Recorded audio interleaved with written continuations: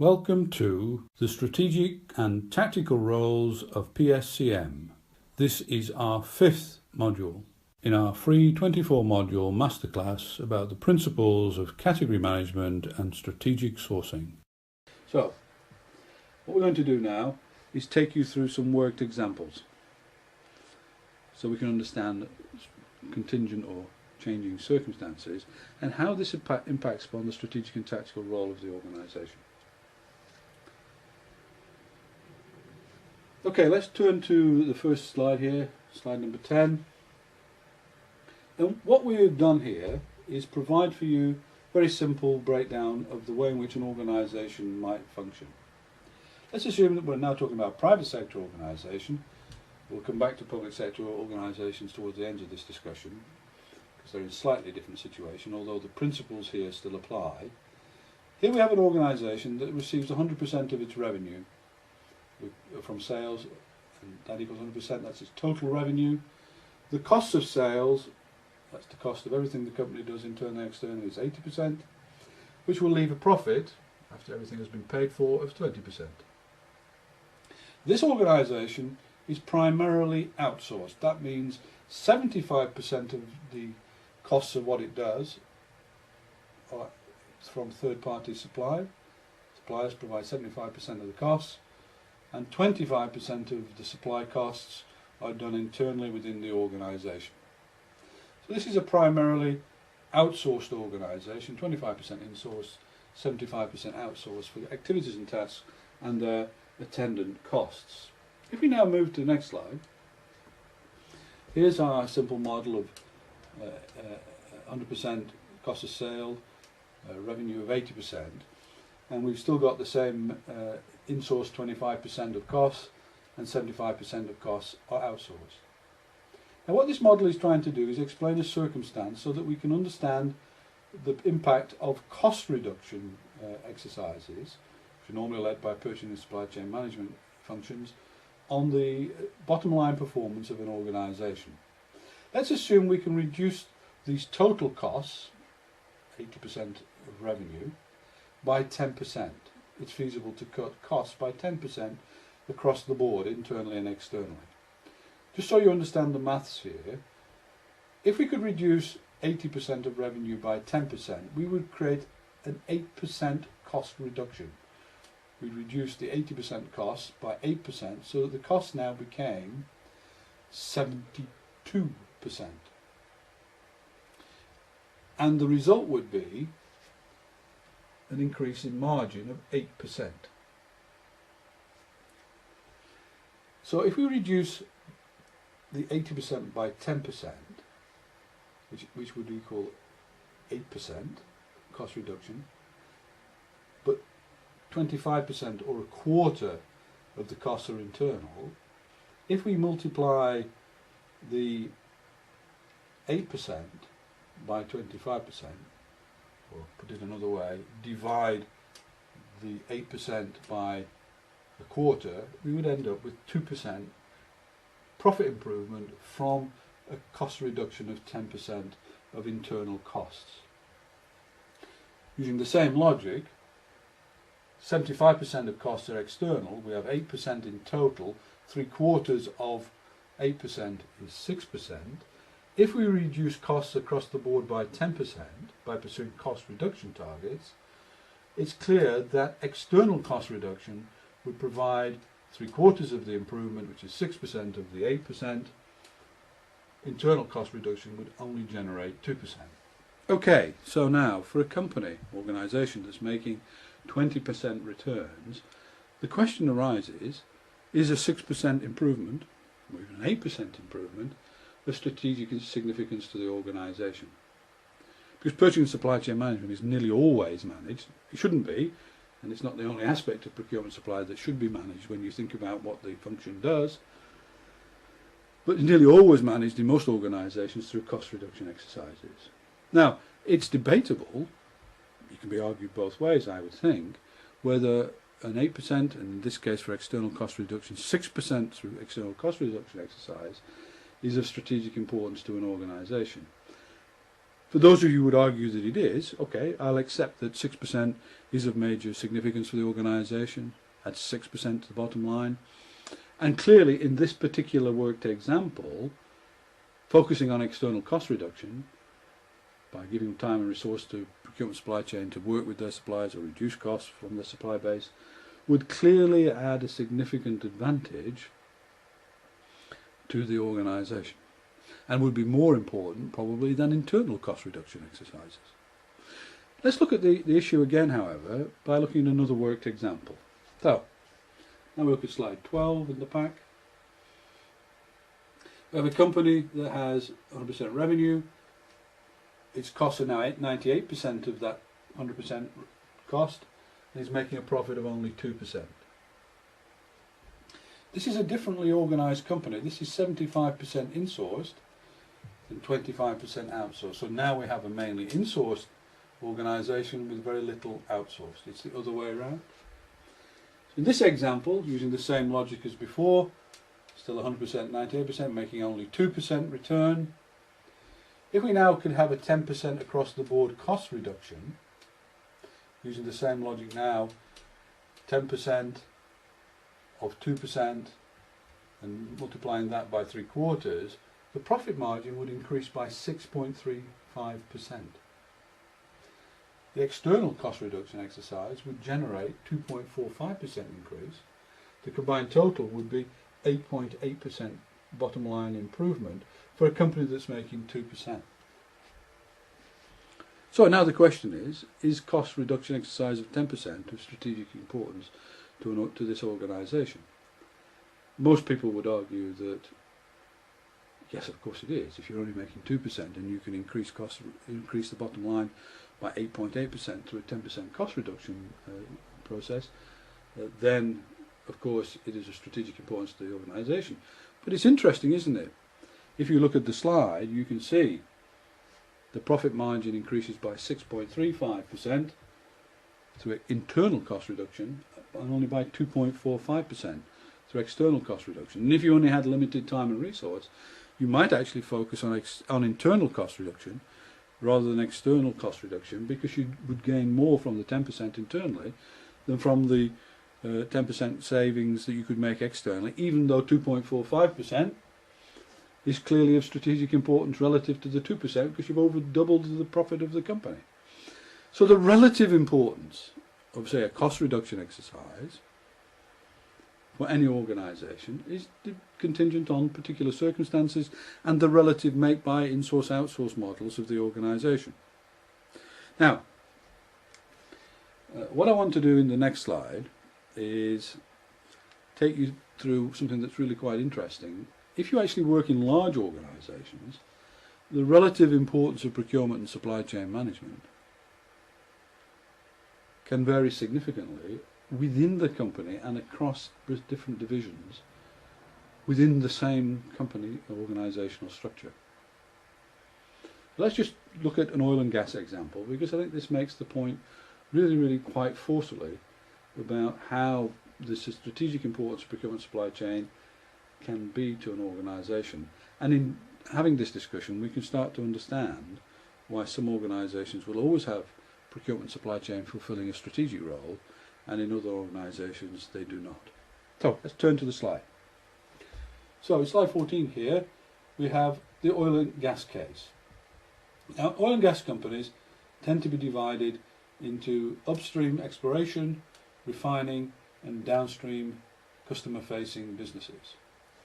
So, for those of you who don't fully understand what that means, the upstream business is where the oil and gas companies do the exploration, onshore and offshore, high risk, high technology, and the midstream or down refining part of the business is where they take the crude oil and gas and refine it or turn it into more valuable products and services, which are then distributed through downstream or customer facing marketing and sales businesses to you and I, oil and gas stations and the like, or products to particular industrial sectors who are going to make products and services from them.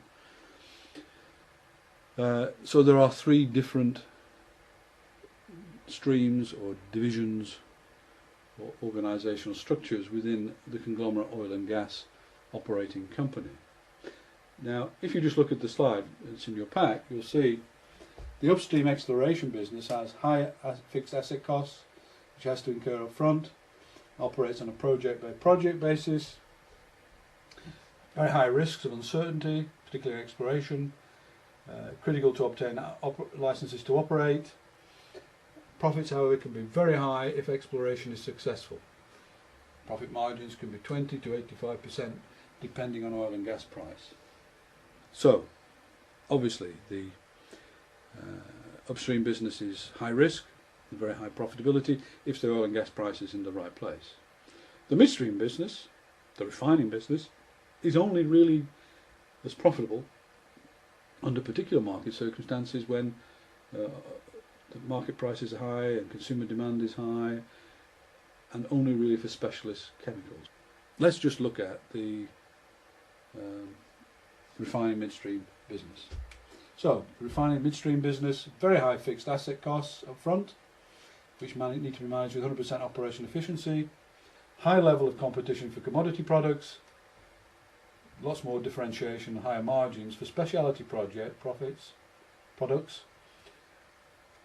Profits can either be non-existent or reasonably high. What does this mean? Well, in a downturn, in a recession, demand falls off, too much supply, therefore you can't make much money. And this is particularly true in commoditized, easily interchangeable refining products.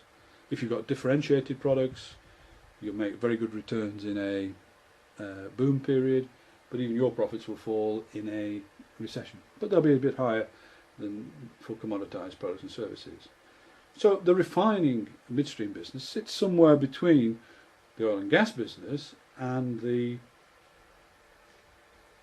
downstream customer facing business. So if you look at the downstream customer facing business, high fixed asset costs are up front for forecourts, oil and gas stations.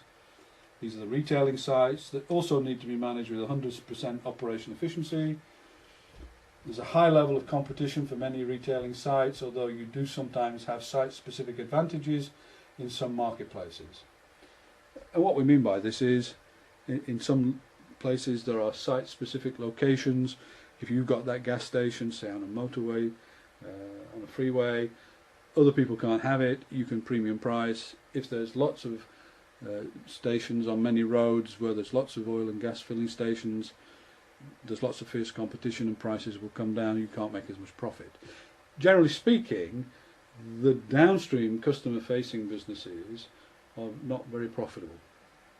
Lots of cash flow, lots of turnover, but profit margins tend to be relatively low. In fact, supermarkets, the big hypermarkets, who also do gas filling stations, tend to be more effective and efficient at turning over profits in this area than the oil and gas operators, and this is because they have relatively consistent high volume demand and throughput of customers who buy buy their gas or petrol on a consistent and regular basis, so we get high turnover and throughput. Generally speaking, whether you're in a supermarket, hypermarket, or in oil and gas business, gas station business, profits tend to be low. So in a boom they'll do reasonably okay, 5% maybe, fall quite low in a recession when demand falls off. This is not a high margin business. Now, quite clearly, before we move on and look at this in a bit more detail and look at the impact of a cost reduction exercise on the strategic importance of procurement supply for an oil and gas operator in these particular divisions, one thing must clearly stand out for you already. These are different businesses with different business models, with different profit and return structures. They are not the same business, even though you're working for Shell, Total, Exxon, BP, Chevron, ConocoPhillips, whoever it may be. You have within your organisational structure very, very, very different business units and divisions. So now, what we're going to do by returning to the slides is just take the example of a cost reduction exercise of 10% using the same model that we've just used for the upstream business initially. And we're going to look at high oil price, that's when there's a boom, and at low oil price when there's a recession. And one of the things we're going to try and ask ourselves is, does the strategic and tactical importance of purchasing supply change with high or low oil price, even when the in-source outsource model of the organisation stays the same. So let's take our first case at high oil price, 100% revenue. At high oil price, cost of sales are quite low. Companies are making potentially 80% profit if they've got good reservoirs and assets. So they're pumping the black gold out of the ground or from under the sea. Most oil and gas companies are 20% insourced and around 80% outsourced. They're a very outsourced business model. If you're using the same logic we used before, I won't go over it and replicate it in as much detail as we've just done. You can return to that if you haven't quite followed it. But if you use the same model as before of saying if a company makes a 10% reduction in the 20% of costs, and then look at the relationship between 20% insourced and 80% outsourced. External resource management, that means 10% cost reduction of the 80%, will yield a 1.6% improvement in profit, and internal resource management a derisory 0.4%. This means that in a high oil price environment, a 10% cost reduction exercise for an oil and gas upstream player is of very little strategic importance to the organisation. Put all the time and resource into it, it's going to yield at most for external resource management 1.6% bottom line improvement. This is not of strategic importance. Now here's something that's interesting. Turn to the slide, you can see at low oil price, with the in-source outsource model staying the same, the cost of sales now increase because profits are much lower, and profits are much lower. So 80% now cost of sales, because we're not generating as much profit from a high oil price, profits now fall to 20%. If we now look at the 10% cost reduction exercise against this 20% and 10% cost reduction against this 80% of external costs, we can see that external resource management exercise that reduces cost by 10% generates 6.4%, adding 6.4% to the 20%. Internal resource management only generates 1.6%. The important point here is quite interesting, isn't it? It's something I've experienced working in this industry. At low oil price, 10% cost reduction starts to look more strategically important to the bottom line. If your profits are falling, 6.4% starts to look really quite interesting. And it's for this reason that we often see a cyclical movement in the importance of procurement supply in some organisations. As circumstances change, what may be seen as tactical starts to look much more strategic. Now when we look at the other examples, let's now turn back to the slides. If we take the refining case, at high oil price, what's the impact of a 10% cost reduction? Here we have a different structure. At a high oil price, refining business, you might be making 20% profits, your cost of sales about 80%, generating a 20% profit. In-source outsourcing model, much more in-source, 60% in-sourced, 40% outsourced. If we manage a 10% cost exercise externally, we'll generate 3.2% to the 20% profit. If we manage internal resource management exercise, which reduces cost by 10%, we'll generate 4.8%. Now those two combined generate a quite healthy 8% return. The interesting question now is this strategically important to the organisation? Well, it's important, and it could be seen as strategic, but generally speaking, it will only be of tactical significance to the organisation, because the 10% cost reduction they'd get from internal resource management, which is 60% of their spend, is going to generate far much more resource. So these sorts of organisations at high oil price would generally still think that PSCM was less important than internal resource management. If we now turn back to the slide and ask ourselves the question, upstream low oil price, now the situation changes in terms of profitability. Costs of sales are now 95%, profits are only 5%, in-source outsource model stays the same. External resource management now has gone up slightly to 3.8% at low oil price, but internal resource management is still 5.7%.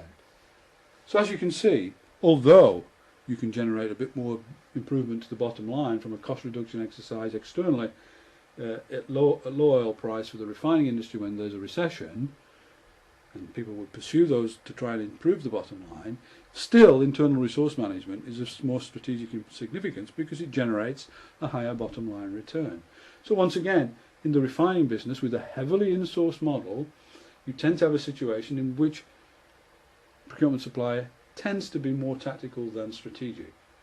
Now, interestingly enough, when we turn to the downstream business model, turning back to the slide, we can see now in the downstream case, at high oil price, we now have a situation where, in a good time, people are making 5% profit. Cost of sale 95% against the 100% revenue, profits of 5%. In-source outsource model now is very similar to the upstream model in the oil and gas business. Heavily outsourced, 80% cost, 20% in-source.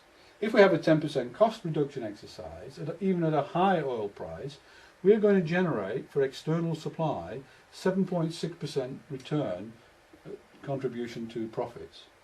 If we pursue an internal resource management cost reduction exercise, we contribute only 1.9%. And so it's obvious, even at high oil price, that purchasing and supply chain management, the effective management of things that are sourced externally through suppliers, has strategic significance for the downstream customer-facing business. It's always strategically important at high oil price when there's a boom going on. Not surprisingly, if we return now back to the slide, at low oil price, cost of sales have gone up because we're making less profit. We've gone up to 98% and we're only making a 2% profit margin. The in-source outsource model stays the same, but now external resource management has just gone up slightly to 7.84%. Internal resource management has gone up slightly to 1.96%. But anybody can see that this is significantly higher than a 10% cost reduction exercise internally. And so we can see that whether it's high or low oil price, in a recession or in a boom, the role of procurement supply for a heavily outsourced, low profit business like the downstream business, the customer facing business in oil and gas, which is very similar to supermarket business, is always of strategic importance. And so this leads to an interesting conclusion. Let's just go through the next slide. The relative importance of procurement supply chain to an organisation is contingent. That means it depends on circumstance. Some companies can make significant strategic improvements in margins from external resource management, others can't. What does this mean? Well, it means just because somebody does something doesn't mean you can. Some people can run the 100 metres under 10 seconds. I can't. And I couldn't have done when I was the same age as the people who currently run the 100 metres below 10 seconds. Some organisations have the capability to have strategic impact on the organisation because of the circumstance they're in. Others don't. You can't all do the same things. So it's silly to chase always the same competencies, organisational structures. You have to understand what's appropriate for you given the circumstance you're in. Let's return to the slide. When PSCM is less able to impact margins than marketing, sales or internal resource management, then PSCM is likely to be seen as of tactical importance to the organisation. What does this mean? Well, if you can develop new products and market and sell them so that you generate massive revenue and differentiate those products and services in the marketplace, this is going to have significant improvement for the company and help the strategic goals of the organisation. If you could reduce costs and improve effectiveness and efficiency internally, much more than you could do this through external resource management, this will be of strategic importance to the organisation. It's only when external resource management can contribute to the bottom line performance of the organisation that it will have a significant strategic significance or importance for that organisation. And not all procurement supply chain management functions in all public and private sector organisations are able to do this. Competence requires you to know which types of organisations it is likely to be of strategic importance and elsewhere, where although of operational significance, it will only tend to have a tactical importance for the organisation. So, the oil and gas case demonstrates that even within organisations, the structure and role and the significance of procurement supply chain can change based upon the industry you're in and even the divisions within the company that you're in. So if we take the upstream example that we've just been through, at high demand, the PSCM function is of tactical significance. At low demand, it moves to a much more strategic significance. Refining, high demand, PSCM is tactical, and at low demand, its role is tactical. In the downstream business, high demand, PSCM is of strategic importance. And also, at low demand, PSCM continues to be of strategic importance to the organisation. And so, the conclusion I've arrived at, after doing some empirical work in this area, and considering the academic arguments about strategic or tactical role, is quite simple. Some organisations will always see procurement supply chain management of strategic importance to the delivery of their bottom line performance, whether that's profits or the generation of value for their customers in the public sector. Other organisations will only ever, however much time and effort they put into the function, will only ever generate for it a tactical role. And within organisations that are on different businesses with different in-source, outsource, make-buy models, generating different levels of profitability, may find that the role of procurement supply varies within that conglomerate organisational structure. Thank you for watching this video, and we do hope you found it of interest and value. A more advanced discussion of the issues is provided in the following reading material, and especially in Sourcing Portfolio Analysis by Andrew Cox. This book is available from www.amazon.co.uk. In the Principles of Category Management and Strategic Sourcing Masterclass, there are 24 modules. These 24 modules are available to view within 5 sections. An introduction module. In Part A, the role of procurement and supply chain management, there are 6 modules. In Part B, world-class and best-in-class category management and strategic sourcing, there are 2 modules. In Part C, the activities and tasks in a world-class category management and strategic sourcing process, there is 1 module. In Part D, the principles of buyer and supplier exchange, there are 14 modules.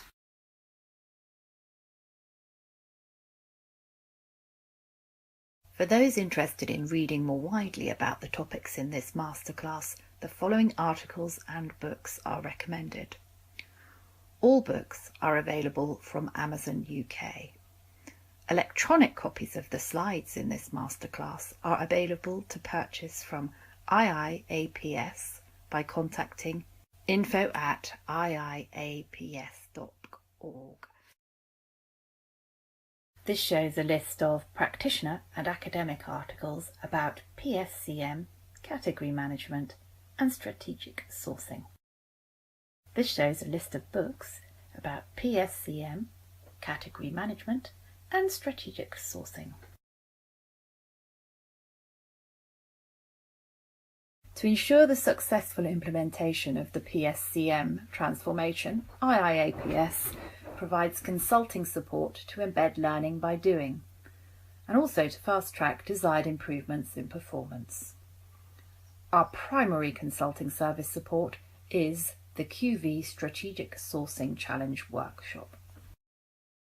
This workshop is always focused on challenging existing real-life category strategies and brings together internal clients who design and specify requirements and the PSCM strategy leads to identify the key demand and supply factors impinging on current value for money performance.